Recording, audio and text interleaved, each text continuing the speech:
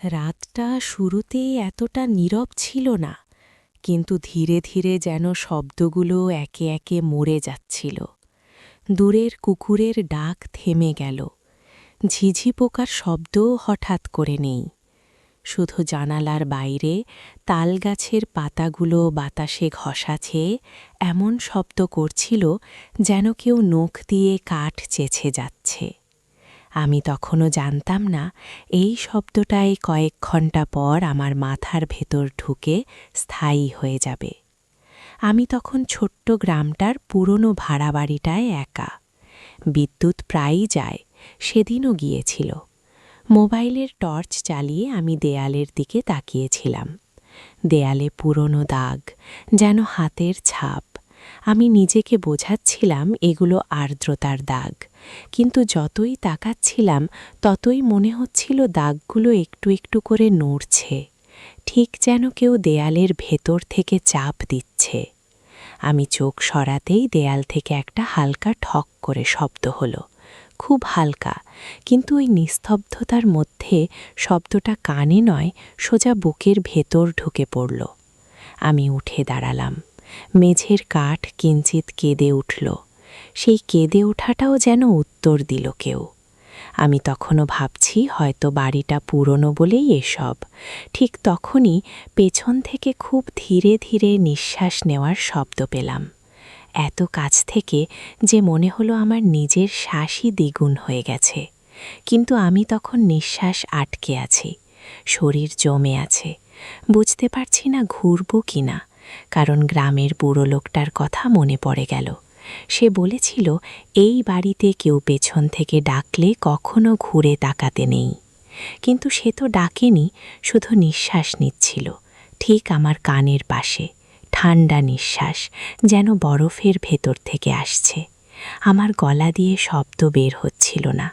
তখনই মেঝেতে কারো খালি পায়ের শব্দ পেলাম। ধপ ধপ না, খুব সাবধানে, যেন শব্দ না করার চেষ্টা করছে। অথচ আমি ছাড়া এই ঘরে আর কেউ থাকার কথা না। আমি টর্চটা ধীরে ধীরে সামনে তুললাম। আলোটা কাঁপছিল, হাত কাঁপছিল। আলো গিয়ে পড়ল আয়নার ওপর। আয়নাটা বহুদিন পরিষ্কার করা হয়নি, ধুলোর আস্তরণ, কিন্তু তার মাঝেও আমি নিজের প্রতিফলন দেখলাম। আর ঠিক তখনই বুঝলাম সমস্যা কোথায়। আয়নায় আমি একা না, আমার ঠিক পেছনে আরেকটা অবয়ব দাঁড়িয়ে আছে। মুখটা নিচু, চুল মুখ ঢেকে রেখেছে, এতটাই কাছাকাছি যে তার কপাল প্রায় আমার ঘাড়ে লেগে আছে। কিন্তু আমি ঘুরে তাকালে পেছনে কেউ নেই, আবার আয়নায় তাকালে সে আছে। এবার সে মুখ তুলল। আমি মুখটা দেখিনি, দেখেছি শুধু চোখ দুটো। চোখ না বলা ভালো, দুইটা ফাঁকা গর্তের মতো। ভেতরে আলো নেই, কিন্তু আমাকে দেখছে। আমি তখন চিৎকার করতে চেয়েছিলাম, কিন্তু ঘরটা যেন শব্দ গিলে ফেলল।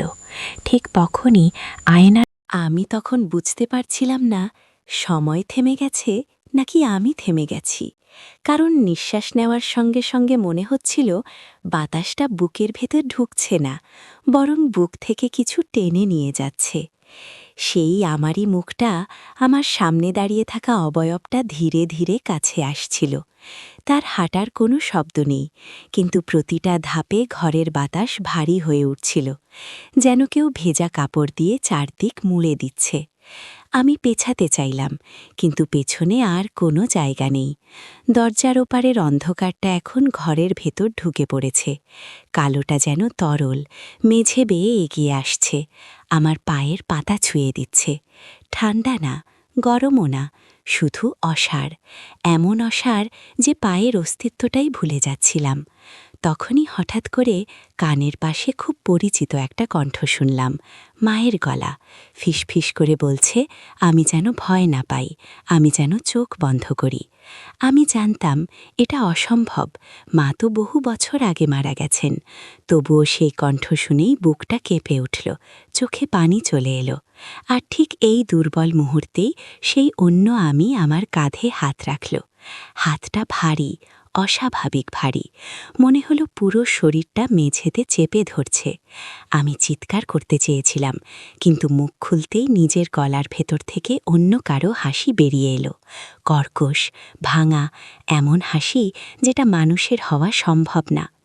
দেয়ালগুলো তখন ফেটে ফেটে যাচ্ছে, ভেতর থেকে কালচে দাগ বেরোচ্ছে। সেই দাগগুলো নড়ছে, গড়িয়ে পড়ছে, আর গড়িয়ে পড়তে পড়তে মানুষের আকার নিচ্ছে। কেউ মাথা ছাড়া, কেউ মুখ ছাড়া, কেউ শুধু হাত আর পা। তারা মেঝেতে হামাগুড়ি দিচ্ছে, কেউ আমার পা ধরে টানছে, কেউ জামা আঁকড়ে ধরছে, আর সবাই একসাথে ফিসফিস করে বলছে একই কথা, থাকো, এখানেই থাকো, বাইরে কিছু নেই, বাইরে শুধু খালি। আমি তখন বুঝতে পারছিলাম এই বাড়িটা মানুষের ভয় খায়, যত ভয় তত শক্তিশালী। হঠাৎ করে আলোটা নিভে গেল, টর্চটা নিজে থেকেই বন্ধ হয়ে গেল। অন্ধকারে আমি কিছুই দেখতে পারছিলাম না, কিন্তু দেখতে না পেলেও অনুভব করতে পারছিলাম কারা যেন আমার চারপাশে দাঁড়িয়ে আছে, খুব কাছে, এত কাছে যে তাদের ঠান্ডা চামড়া আমার গায়ে লাগছে। পচা গন্ধ আরও তীব্র, নিঃশ্বাস নেওয়া কঠিন। তখনই মেঝের নিচ থেকে একটা শব্দ এলো, খুব গভীর থেকে, যেন কফিনের ঢাকনা খুলছে, কাঠ খসার শব্দ। তারপর একটা ভারী কিছু ধীরে ধীরে ওপরে উঠছে। মেঝে ফুলে উঠল, ফাটল ধরল, আর সেই ফাটলের ভেতর থেকে একটা হাত বেরিয়ে এলো। নখগুলো অস্বাভাবিক লম্বা, কালো, নখের নিচে শুকনো রক্ত। হাতটা মেঝে চেপে ধরে শরীরটা দুলতে চাইছে। আমি পেছাতে চাইলাম, কিন্তু পেছনে তখন দেয়াল নেই, শুধু শূন্যতা। মনে হলো আমি পড়ে যাচ্ছি, অনেক নিচে, অনেক গভীরে। পড়তে পড়তে চারপাশে ভেসে উঠছে মুখ, সব মুখে পরিচিত, গ্রামের মানুষ, বাড়ির মালিক, সেই বুড়ো লোকটা, এমনকি আমার নিজের বন্ধুর মুখও। কিন্তু সবার চোখ একই, ফাঁকা, গর্তের মতো। তারা কেউ কথা বলছে না, শুধু তাকিয়ে আছে। সেই তাকানোতেই এমন একটা চাপ যে মাথার ভেতর কিছু ফেটে যাওয়ার মতো অনুভূতি হলো। হঠাৎ করেই আমি আবার নিজেকে ঘরের মাঝখানে দাঁড়িয়ে থাকতে দেখলাম। আলো জ্বলছে, সব কিছু স্বাভাবিক, দেয়াল ঠিকঠাক, মেঝে শক্ত, আয়নায় আমি একা। আমি ভাবলাম হয়তো আমি অজ্ঞান হয়ে গিয়েছিলাম। ঠিক তখনই আয়নার ভেতর আমার প্রতিফলন চোখ মিটমিট করল, অথচ আমি করিনি। সে খুব ধীরে হাসল, আর আয়নার কাচের ভেতর থেকে ফিসফিস করে বলল, এখন তুমি বাইরে যাবে, আর আমি এখানে থাকব, কিন্তু পার্থক্য কেউ বুঝবে না। দরজার দিকে তাকিয়ে দেখি দরজাটা স্বাভাবিক উঠোনে খুলছে। রাত, চাঁদের আলো, সব ঠিক আছে। আমি এক পা বাইরে রাখলাম, বুকটা ধরফর করছে, মনে হচ্ছে সত্যিই বের হতে পারছি। কিন্তু পা রাখার সঙ্গে সঙ্গেই বুঝলাম মাটি ঠান্ডা না, মাটিটা যেন শ্বাস নিচ্ছে, নিচ থেকে হালকা স্পন্দন। আমি পেছনে তাকাতে চাইলাম, কিন্তু তখন আর আমার নিয়ন্ত্রণ নেই। শরীরটা নিজে নিজে হাঁটছে, উঠোন পার হয়ে রাস্তার দিকে যাচ্ছে। পেছনে বাড়িটা ধীরে ধীরে অন্ধকারে মিলিয়ে যাচ্ছে, কিন্তু জানালার ভেতর আমি কাউকে দাঁড়িয়ে থাকতে দেখলাম।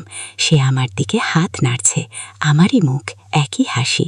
আমি তখন বুঝলাম আমি বের হইনি, আমি শুধু বদলেছি। এখন আমি বাইরে, আর যা ভেতরে আছে সেটা আমি, অথবা আমি সেটাই। এই বিভ্রান্তিটাই সবচেয়ে ভয়ঙ্কর, কারণ তখন থেকে আমি মানুষের ভেতরে ঘুরি, কথা বলি, হাসি, কিন্তু মাঝে মাঝে আয়নায় তাকালে দেখি প্রতিফলন একটু দেরিতে নড়ে। আর গভীর রাতে যখন সব শব্দ থেমে যায়, তখন পেছন থেকে সেই পরিচিত নিঃশ্বাসটা আবার শুনতে পাই, খুব কাছ থেকে, ঠিক তোমার কানের পাশেই হয়তো, কারণ তুমি এখনও শুনছ। আর এই গল্প এখানেই শেষ না, কারণ বাড়িটা এখনও ক্ষুধার্ত। আমি বাইরে থাকার অভ্যাসটা শিখে ফেলেছিলাম। মানুষ যেমন শেখে নতুন ঘরে থাকতে, কিন্তু এই বাইরে থাকা আর সাধারণ বাইরে থাকা এক না। কারণ আমি জানতাম আমার পেছনে একটা জায়গা আছে যেটা আমাকে ছেড়ে দেয়নি।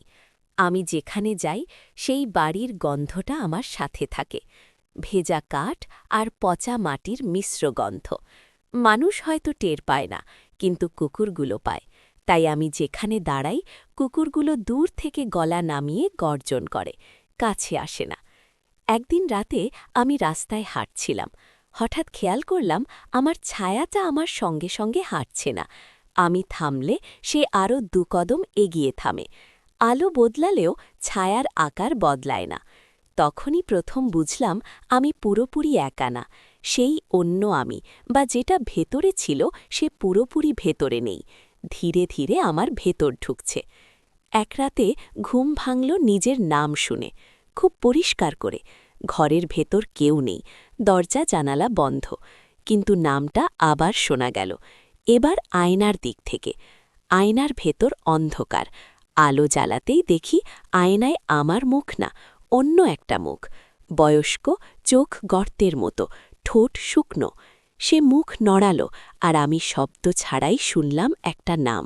শুধু আমার নাম না, সেই বাড়ির নাম, যেটা গ্রামে কেউ মুখে আনে না। নামটা উচ্চারণ করার সঙ্গে সঙ্গেই বাতাস ভারী হয়ে গেল, দেয়ালের কোণাগুলো অন্ধকারে ডুবে গেল।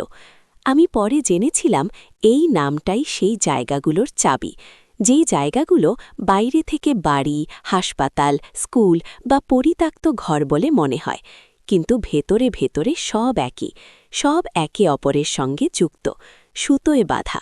সেই সুতো টানলে একটার দরজা খুলে যায় আর একটার ভেতর। আমি তখন আর একা ঘুরিনি, কারণ আমি দেখছিলাম আমার মতো আরও মানুষ, যারা রাতে আয়নার সামনে দাঁড়িয়ে থাকে, যাদের প্রতিফলন দেরিতে নড়ে, যারা নিজের নাম শুনলে হঠাৎ থেমে যায়। আমরা কেউ কারো সঙ্গে কথা বলি না, কিন্তু চিনে ফেলি, চোখে চোখ পড়লেই বুঝে যাই। এক রাতে আমি অনুসরণ করলাম এমন একজনকে। সেই শহরের পুরনো হাসপাতালের ভাঙা ভবনের দিকে গেল, যেখানে আলো নেই, কিন্তু জানালায় মাঝে মধ্যে ছায়া নড়ে। সে দরজা খুলল। দরজার ওপারে করিডর না, সেই পরিচিত অন্ধকার। ভেতরে ঢুকতেই দরজা বন্ধ হয়ে গেল, আর আমি শুনলাম চারদিক থেকে নাম ধরে ডাক। অসংখ্য কণ্ঠ, কেউ শিশু, কেউ বৃদ্ধ, কেউ কাঁদছে, কেউ হাসছে। হাসপাতালের বিছানাগুলো নিজে নিজে নড়ছে, চাদরের নিচে অবয়ব, কিন্তু কোনো মুখ নেই, শুধু শ্বাসের শব্দ। দেয়ালে ঝোলানো আয়নাগুলোতে ভিন্ন ভিন্ন মানুষ, কিন্তু সবার চোখ এক। তখন বুঝলাম এই জায়গাগুলো মানুষ বদলায় না, মানুষ জমা করে। এক একজন এক একটা দরজা, এক একটা পথ, আর যারা বাইরে হাঁটে তারা আসলে নতুনদের ভেতরে আনার জন্য। আমি পালাতে চেয়েছিলাম, কিন্তু পা নড়েনি, কারণ মেঝে তখন সেই বাড়ির মতো নরম, নিঃশ্বাস নেওয়া কঠিন। আয়নার ভেতর থেকে হাত বেরিয়ে এলো, এবার শুধু একটা না, অনেকগুলো। তারা আমাকে টানছে না, তারা আমাকে জায়গা দেখাচ্ছে, যেন বলছে এবার তোমার পালা। তখনই আমি বুঝলাম সবচেয়ে ভয়ঙ্কর সত্যটা, আমি আর শিকার না, আমি পথ। আমার চোখ দিয়েই তারা মানুষ দেখে, আমার কণ্ঠ দিয়েই তারা নাম ডাকে। সেই রাত থেকে আমি লিখতে শুরু করলাম, কথা বলতে শুরু করলাম, গল্পের ছলে, যেন যারা শুনছে তারা ভাবছে এটা কল্পনা। কিন্তু গল্প যত এগোই তাদের ঘরের শব্দ বদলায়। আয়নার সামনে দাঁড়ালে অস্বস্তি লাগে, কারণ দরজাগুলো গল্প শুনেই তৈরি হয়। এখন তুমি যখন এটা শুনছ, পড়ছ, তখন তোমার ঘরের অন্ধকারটা কি একটু ভারী লাগছে না? তুমি কি খেয়াল করছো তোমার প্রতিফলনটা ঠিক সময়েই নড়ছে তো? কারণ যদি এক মুহূর্ত দেরি হয়, তাহলে বুঝবে সুতোটা টান দেওয়া হয়েছে, আর কোথাও কোনো পুরনো জায়গায় একটা দরজা ধীরে ধীরে খুলছে।